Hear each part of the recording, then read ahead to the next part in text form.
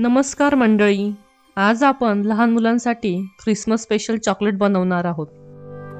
यासाठी सर्वप्रथम dry fruits कापून घेऊयात।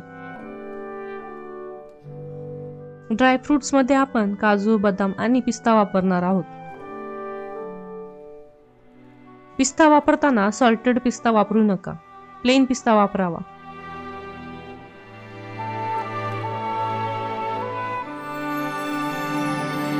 आता एका पातेल्यात उकळलेले पाणी घेऊयात। एका काचेच्या भांड्यात आपण 100 ग्रॅम व्हाईट कंपाऊंडचे बारीक तुकडे करून घेतले आहेत व ते आपण वाफेवर वितळून घेऊयात।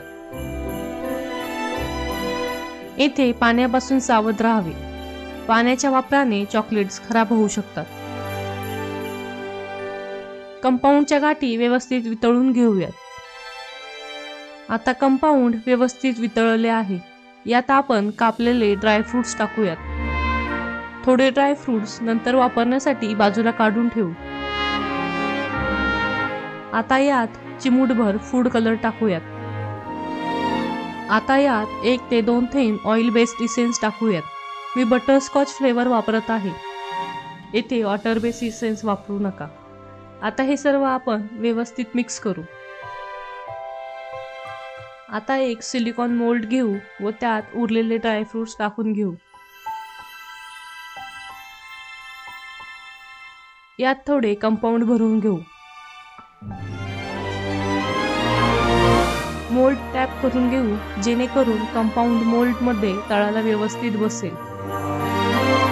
आता यात आपण थोडे राईस क्रिस्पी टाकूया, जेणेकरून चॉकलेट खाताना क्रंची लागेल। येथे राईस क्रिस्पी ऑप्शनल आहे, तुमच्याकडे नसेल तर नाही वापरले तरी चालतील। आता उरलेले कंपाऊंड भरून घेऊया। मोल्ड भरून झाल्यावर थोडे टॅप करून घेऊ, जेणेकरून कंपाऊंड व्यवस्थित पसरेल। आता आपण चॉकलेट सेट होण्यासाठी 20 मिनिटे फ्रीज मध्ये ठेवू किंवा तुम्ही 10 मिनिटे फ्रीजर मध्ये ठेवू शकता। चॉकलेट मोल्ड मधून काढून घेऊयात। आता आपले घरगुती चॉकलेट्स तयार आहेत। ड्राय फ्रूट्स ही खूप छान दिसत आहेत।